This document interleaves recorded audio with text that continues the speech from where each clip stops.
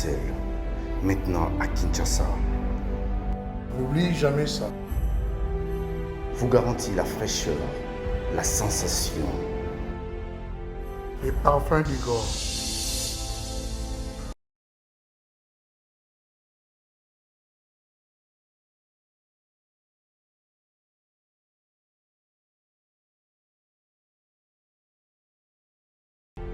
France, contactez-nous au +33 78 30 57 14. Et à Kinshasa, nous sommes au local 59 de l'immeuble Boutour. Fabriqué à base de plantes naturelles. N'oubliez jamais ça. Mesdames et messieurs, merci de suivre Critique Info, premier numéro. Nous allons tourner notre actualité sur, encore une fois, des questions de réflexion.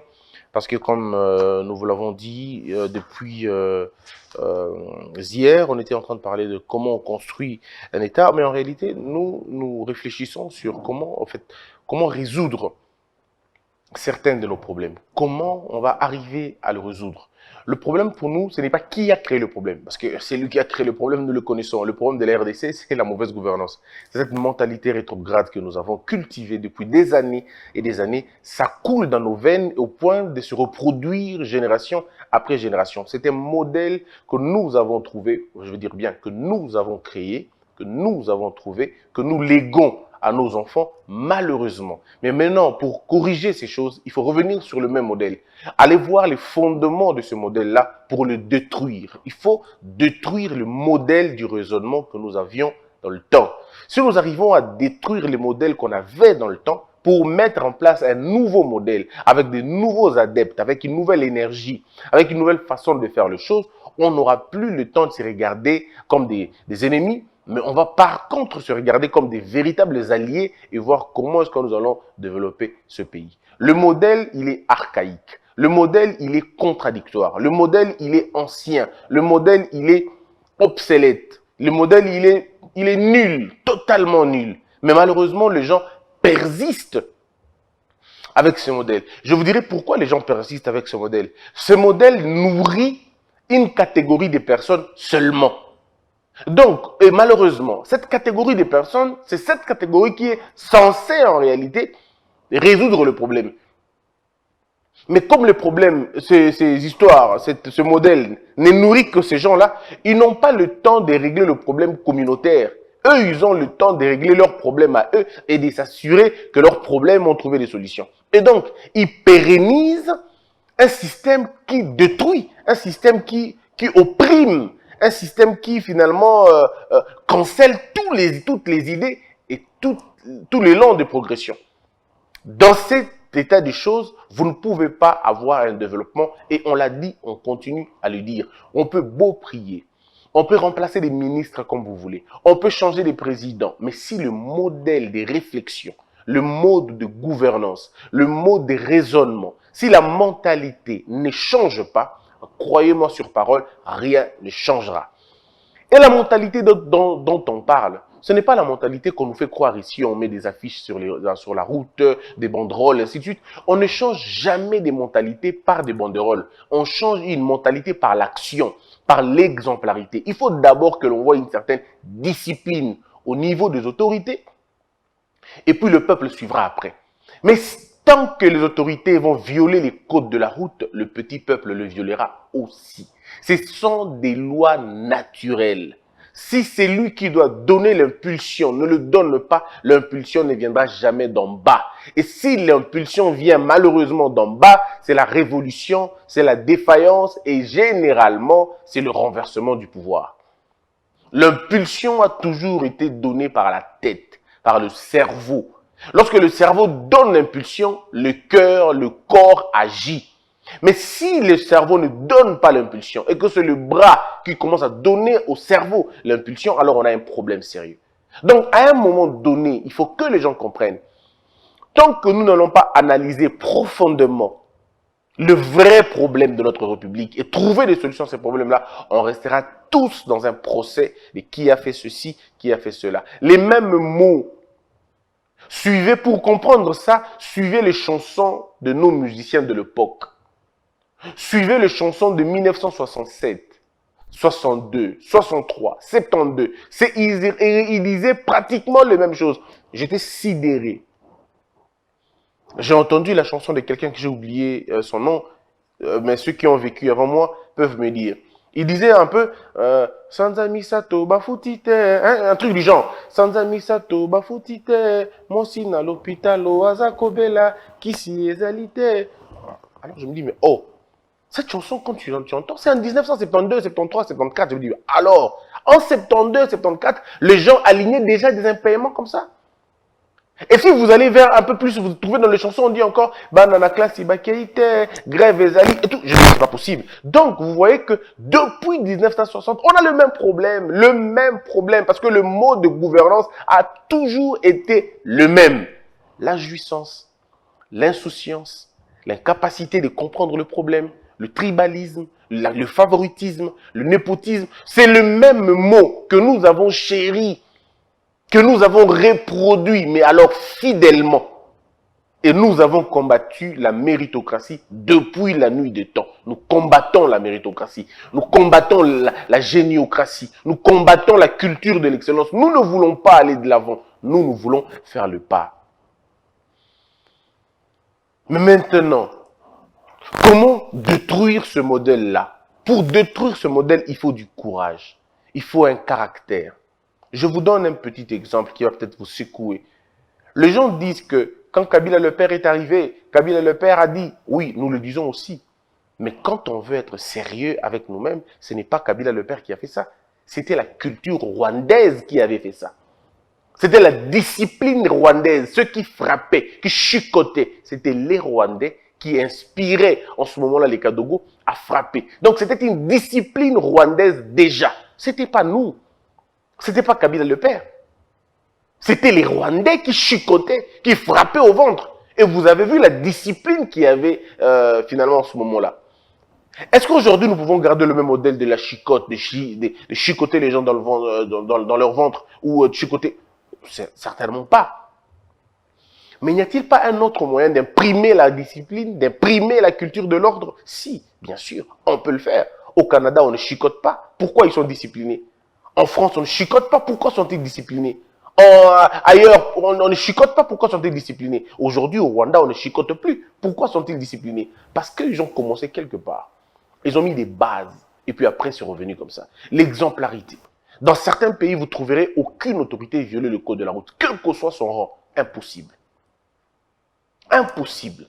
Dans certains pays, vous trouvez même le prince avoir des problèmes avec la loi. Le prince avoir des problèmes avec la justice. Dans certains pays, vous trouvez la famille présidentielle traquée par la justice. Dans certains pays, vous trouvez le maire de la ville derrière le barreau. Dans certains pays, vous trouvez la décision d'un gouverneur cassée par un tribunal. Voyez-vous? Parce qu'ils ont compris que nous ne pouvons pas mettre de l'ordre pour certains et les désordres pour les autres. Ce n'est pas possible. Dans la vie, quand vous avez deux ordres, ça crée un désordre. Donc, il faut finalement soumettre tous les esprits à la loi. Soumettre tous les grades à la loi. Soumettre toutes les puissances à la loi. Mais quand vous n'arrivez pas à produire ce modèle-là, ben, ça ne peut pas marcher. Ça ne peut pas marcher. Et donc, voilà pourquoi moi, je suis en train d'insister sur le fait de comment on va résoudre notre problème. Je le dis, et je le dis dans toutes mes émissions, le problème, c'est au niveau du paradigme. Les paradigmes qui ont conduit la construction de cet État sont des paradigmes fallacieux, sont des paradigmes de paresseux, sont des paradigmes de failles, de faiblesses, sont des paradigmes de jouissance, sont des paradigmes de hors-la-loi, sont des paradigmes de complaisance. Notre justice a été placée pas pour régler le problème, pas pour dire le droit. Notre justice a été faite pour protéger ceux qui ont de l'argent et ceux qui ont le pouvoir depuis la nuit de temps.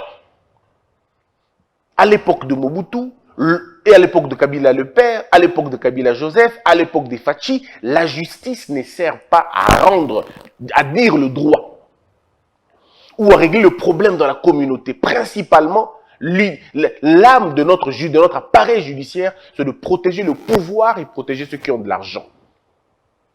Tant que nous n'allons pas régler ces problèmes, rien ne marchera. Donc, il faut commencer par la mentalité, l'âme de notre appareil, le vouloir de notre appareil. Qu'est-ce que nous voulons de notre appareil judiciaire? Tant que l'on ne répondra pas sincèrement à cette question, rien ne marchera.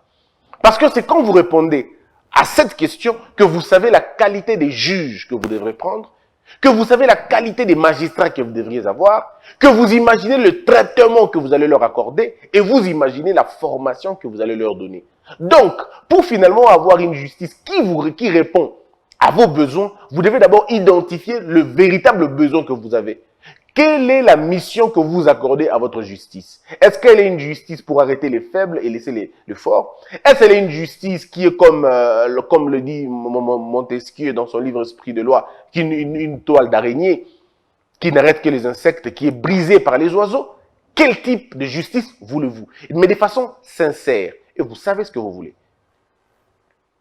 Le problème, c'est comme ça. Le juge a peur du directeur de cabinet. Le juge a peur d'un ministre. Le juge a peur des conseillers du président. Le juge a peur de députés ou du président de l'Assemblée nationale ou le président de l'Assemblée provinciale. Le juge lui-même, donc, c'est congénital, en fait. C'est congénital.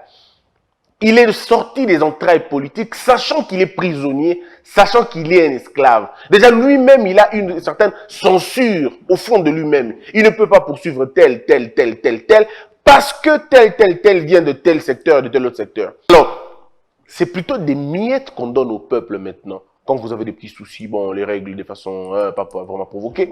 Mais en réalité, le problème est beaucoup plus profond que ça.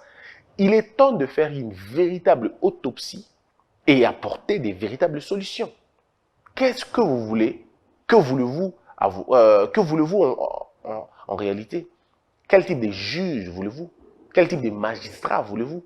Ce magistrat-là doit avoir quel niveau de raisonnement? Quel niveau d'instruction? Ils doivent être à quel niveau? Ces gens-là, c'est exactement comme ça. Quel est leur degré de loyauté par rapport à l'État, d'intégrité par rapport à l'État? Et le serment d'ingratitude, il est imparable.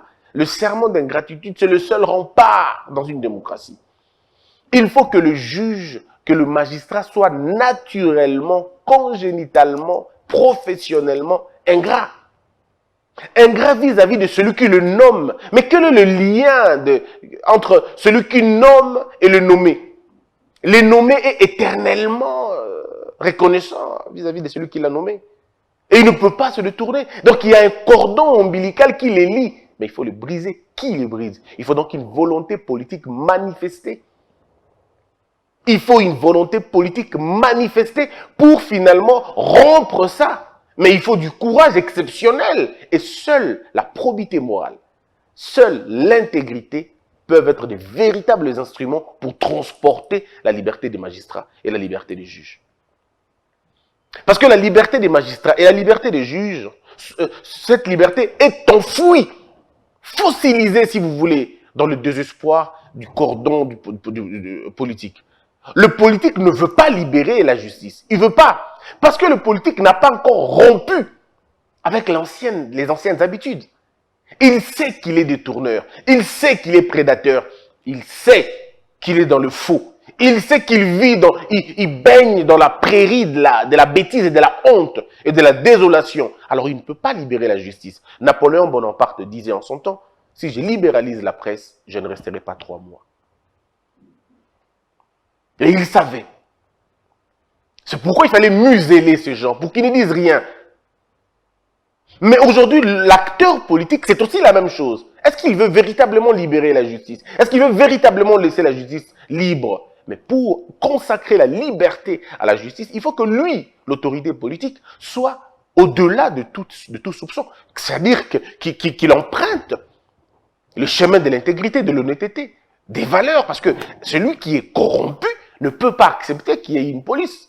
Celui qui est corrompu n'acceptera jamais une justice. Celui qui est corrupteur dans le sang n'acceptera jamais qu'on ait des inspecteurs généraux des finances ou des inspecteurs de police. Il ne voudra jamais.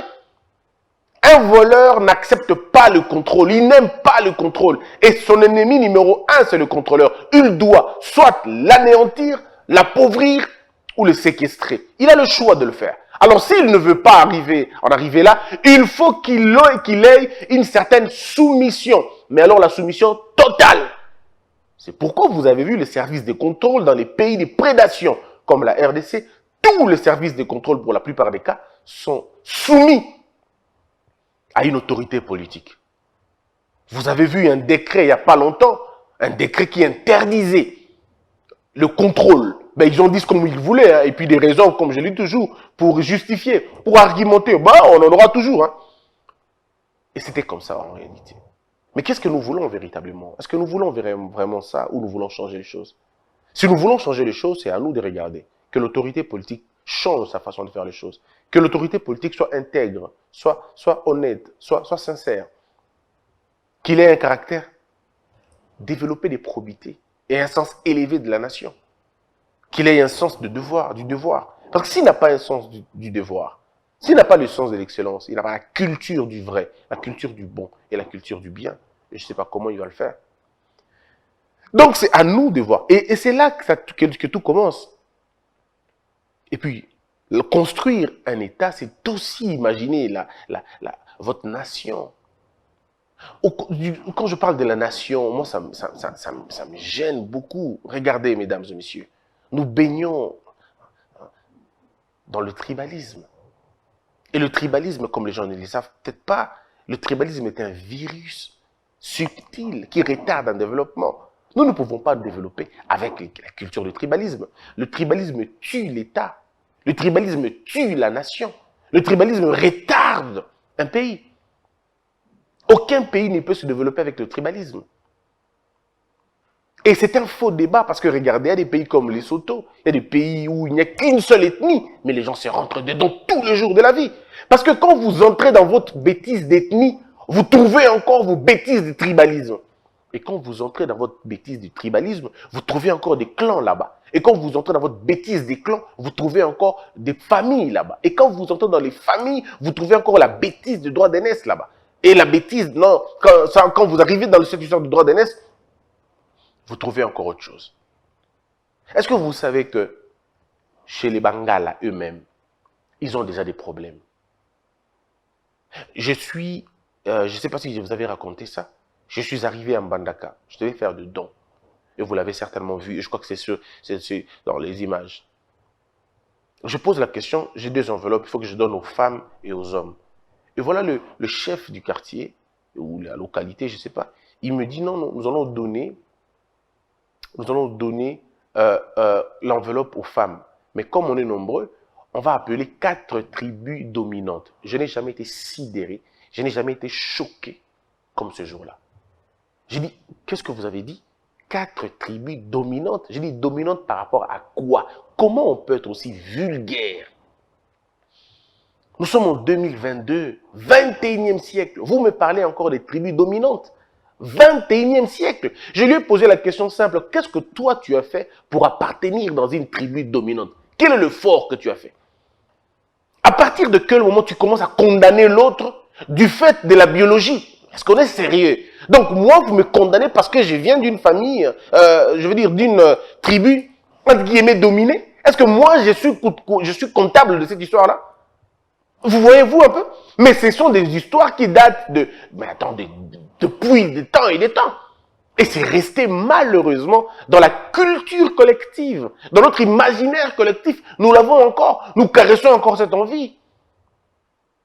Lorsque vous allez chez les Balouba, vous trouvez encore les loulous, les loulous, un truc bizarre. Et les loulous, mais c'est pas vrai. On est en plein 21e siècle et de gens écervelés, excusez-moi de le dire, viennent vous parler de tribus dominantes. Ils vous disent non, c'est la réalité, mais c'est pas possible, quoi. Dans un État, seul l'esprit de la nation doit primer sur le petit esprit vagabond du tribalisme et de l'ethnicisme. Et nous devons punir, mais alors avec la plus grande énergie, sans aucune faille, tout élan tribaliste, d'où qu'ils viennent. C'est pourquoi il faut commencer d'abord par décourager dans les CV qu'on écrive la province d'origine. Il faut commencer par décourager cela. Or, pour casser l'élan tribaliste, pour casser l'élan tribal, pour casser l'élan des ethnies, Nous n'avons pas besoin de beaucoup. Mobutu nous avait montré le chemin, on peut faire même la même chose aujourd'hui. Empêcher à ce que les autochtones gèrent leur province. Dans l'armée, dans la police, dans l'administration, dans l'enseignement, dans tout ce qui est public, dans une province ou dans une entité quelconque, que les autochtones ne soient pas là. Parce que c'est ça qui favorise cette bêtise-là. Nous, en Bandaka, nous connaissons, il y a les Ngelantando, il y a les Mongo, il y a les tout ça. Mais vous allez entendre des bêtises. Non, gouverneur, il faut à la Moutouaboué. Oh, maire de la ville, il faut à la Moutouaboué. Mais c'est quelle bêtise? Pourquoi d'abord le maire de la ville de Mbandaka doit être quelqu'un de Mbandaka? Pourquoi? Pourquoi le maire de la ville doit être quelqu'un de là? Pourquoi le bourgmestre doit être quelqu'un de là? Pourquoi le chef de police doit être quelqu'un de là? Pourquoi le général de division ou je sais pas moi de trucs doit être de là? Pourquoi doit-il être, ces gens-là doivent être des originaires? Tant que ces gens-là seront là, ça va attiser le feu et on ne s'en sortira jamais. Mais par contre, si nous changeons le paradigme, nous remplaçons les originaires par des gens qui viennent d'autres provinces, on va créer la cohésion nationale. Une cohésion nationale ne se décrète pas par ordonnance présidentielle. On ne promulgue jamais une loi de cohésion nationale. La cohésion nationale s'applique. La cohésion nationale, on la construit. Pierre par pierre, pièce par pièce. C'est comme ça que l'on construit une cohésion nationale. Ça ne se décrète pas. Ce n'est pas une campagne politique que l'on fait. Non, mais c'est plutôt un agir différent. Une autre façon de faire les choses. Mon père était commandant de la ville à Goma. Il est équatorien. Il était commandant de la ville à Goma. Alors vous pensez que mon père aura le temps de rentrer dans des bêtises, des Bachi, des Bahavou, des Bembe ou des Bafulero? Vous pensez vraiment que lui qui est équatorien, va-t-il entrer dans ces guéguerres-là? Il n'entrera pas. Dans ces histoires, il n'entrera pas du tout parce qu'il n'est pas concerné. Alors imaginons-vous que nous prenons un Babembe, que nous mettons commandant de la ville de Mbandaka. Vous pensez-vous qu'il lui va entrer dans leurs histoires de Ngelantando? Il n'est même pas dedans. Il n'est pas dedans. Et au bout de 5 ans, 6 ans, 7 ans, cette histoire se meurt. J'ai pitié de nos frères, de nos jeunes enfants qui sont nés en 1997, 98, 99. Ils ne connaissent pas cette histoire, malheureusement. Ils ne connaissent pas qu'avant eux, ces histoires de tribus n'existaient pas beaucoup, n'avaient pas l'ampleur que ça aujourd'hui. Quelqu'un m'a raconté une histoire, c'est Israël Moutala, je dois les citer. Il m'a raconté une histoire de monsieur Bongeli, je peux me tromper du nom en tout cas. Mobutu est allé en Bujimaï. Et ce monsieur était maire de la ville là-bas. Et quand il est là, maire de la ville, lui, il n'était pas Moulouba, mais il fait un discours en Chilouba. Mobutu très fâché. Il dit pas possible. Pourquoi un Moulouba est maire de la ville? Comment ça est arrivé? Alors on lui dit non, c'est pas un maire de la ville. C'est pas un Moulouba par contre. Ce n'est pas un Moulouba, pardon. C'est plutôt quelqu'un d'ailleurs, mais il a parlé en Chilouba. Et Mobutu était alors très fier en disant, voilà mes enfants, vous me faites honneur. Ça c'est un patriote. Tu n'es pas Moulouba, mais tu arrives, tu apprends les Chilouba, tu parles les Chilouba. Je suis content de toi. Et Mobutu avait fait ça dans plusieurs coins du pays. Moi, je parle mon petit Swahili, parce que après, vous savez, j'ai quitté Goma. J'avais, je crois, 10 ou un truc du genre. Donc, mon Swahili là, il est resté basique. Mais je pouvais en parler. Il y a des gens qui parlent toutes les langues. Monsieur Denis Kadima parle toutes les langues. C'est un citoyen congolais. Yakadi parle toutes les langues. Yakadi parle Kikongo, Yakadi parle Chiluba, parle Lingala, parle Swahili. Il y a des gens qui parlent Chiluba, Swahili. Il y a Kasseya qui parle Lingala, qui parle Chiluba, qui parle Swahili. Mais c'est comme ça aussi. Nous avons des Congolaises et des Congolais qui peuvent parler 4-5 langues. Si vous posez la question pourquoi, c'est le bénéfice des fonctionnaires. C'était l'enfant d'un fonctionnaire. Ils ont voyagé. Et ça, c'était la prouesse de Mobutu. Il y a des gens en eux, vous ne connaîtrez pas les... J'ai rencontré un homme comme Lufoko Diciel, pour parler de lui. Ce monsieur, il peut comprendre le Chiluba, il peut comprendre le Lingala, il peut comprendre le Swahili, il peut comprendre toutes ces choses, parce qu'il a bougé dans tout ça. Et j'ai rencontré beaucoup de gens aussi qui connaissent, qui parlent toutes les langues, en fait. Toutes nos langues, Vital Kamerhe parlait toutes les langues. Nous ne pouvons pas espérer construire une cohésion nationale si nous ne construisons pas d'abord l'idée de la nation, la cohésion. Mais comme je le dis, les routes sont aussi une véritable cohésion. Les routes sont véritablement une cohésion. Mais il y a aussi la cohésion administrative que l'on doit devoir créer. Avec nos richesses, on peut créer. Si les mines du Katanga construisent la ville de Bandundu, vous avez créé la cohésion. Si le bois de l'Équateur peut fabriquer la vie ou créer la vie dans les Massissi, vous avez créé les conditions de vie. C'est même ça la notion de la nation. Mais est-ce que nous sommes prêts à le faire? Et donc, c'est à nous de décider de voir les choses. Donc, il faut construire la nation, mais aussi construire l'État. Parce que les gens se disent, comment on construit un État? On construit un État en mettant des mécanismes propres à l'État. C'est-à-dire des mécanismes impersonnels. Mettre des lois qui nous concernent tous. Mettre des règles qui nous concernent tous. C'est comme ça qu'on fabrique un État. L'État doit commencer par où? Quel est le budget que nous accordons à notre État? C'est aussi ça le problème. Aujourd'hui, nous avons un système qui, finalement, le paradigme que nous a laissé l'ancien régime, c'est un paradigme, comme je le dis, un paradigme de jouissance. Vous avez un budget de 10 milliards de dollars, ou vous avez un budget, disons-le, de 6 milliards de dollars. Mais le budget de 6 milliards de dollars, ce budget fait quoi exactement? Ce budget, à plus de 70%, ce budget sert à nourrir les politiciens, à nourrir les politiques, c'est-à-dire le train de vie des institutions. L'Assemblée nationale coûte combien à la République? Le Sénat coûte combien à la République? La présidence elle-même coûte combien à la République? Je ne parle pas de l'armée parce que l'armée coûte toujours cher à la République. La sécurité et la défense, ça coûte toujours cher à la République. Mais maintenant, regardons les autres secteurs prometteurs. Combien ça coûte à la République? Quasiment zéro. Quel est le budget qu'on alloue à l'agriculture? On peut beau dire aujourd'hui, on peut beau attaquer le ministre de l'Agriculture, on peut beau attaquer le ministre des Infrastructures, on peut beau attaquer le ministre de l'Enseignement, on peut beau attaquer tous les ministres, on peut beau les attaquer. Mais la grande question, ont-ils les moyens de leur politique? Est-ce qu'ils ont le moyen de leur politique? Je ne le disculpe pas, vous le savez que je ne suis jamais tendre avec eux. Parce que, d'abord, à la base, la plupart sont incompétents, on est bien d'accord. Il y a des gens et des incompétents qui sont ministres, malheureusement. Ils ne devraient pas se retrouver là, mais par fortune, par tout ça, tout ça. Ils sont là. Mais une autre paire de manches, c'est aussi, est-ce qu'ils ont véritablement le moyen? Est-ce qu'on leur accorde le moyen nécessaire? Et si maintenant on changeait le paradigme, par exemple, en disant, nous allons réduire le train de vie, mais pas que dire, mais faire. L'Assemblée nationale coûte combien à la République?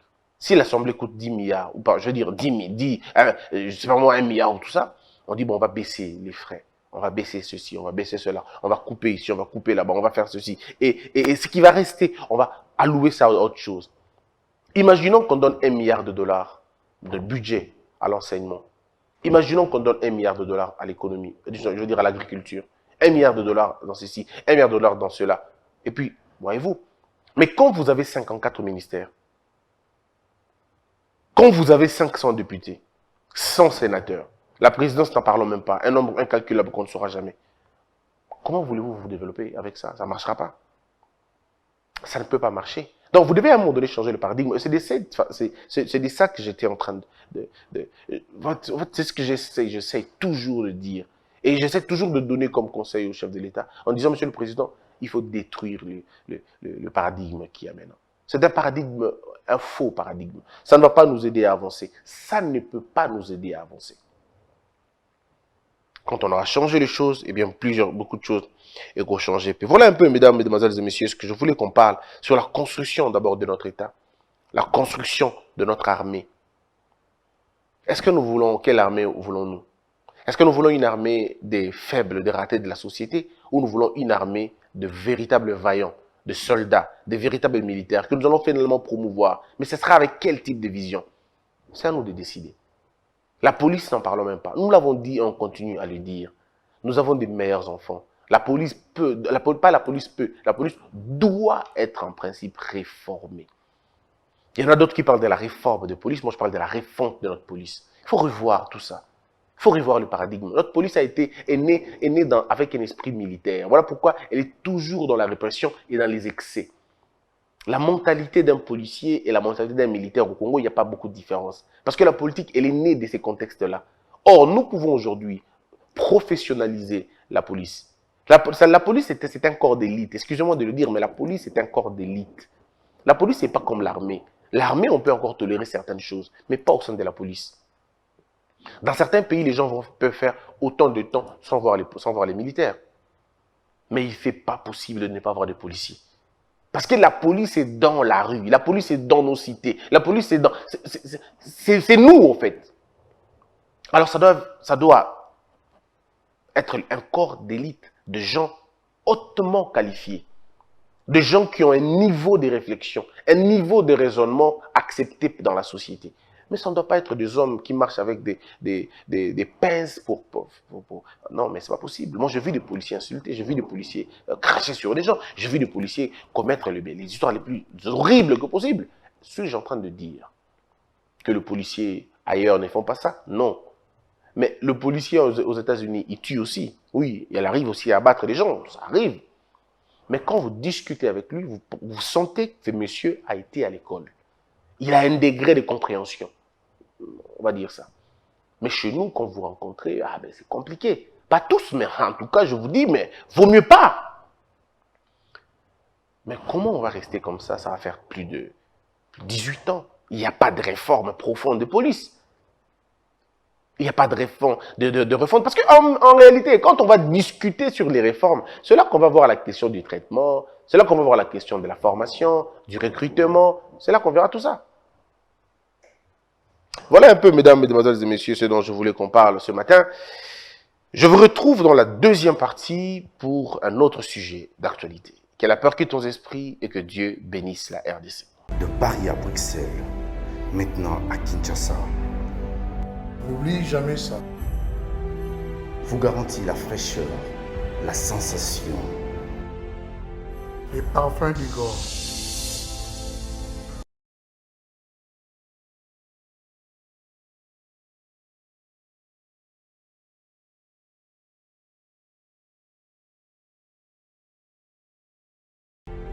France, contactez-nous au +33 78 30 57 14.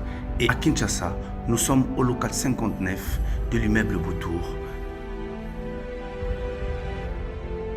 Fabriqué à base de plantes naturelles. N'oubliez jamais ça. Debout, Congolais, unis par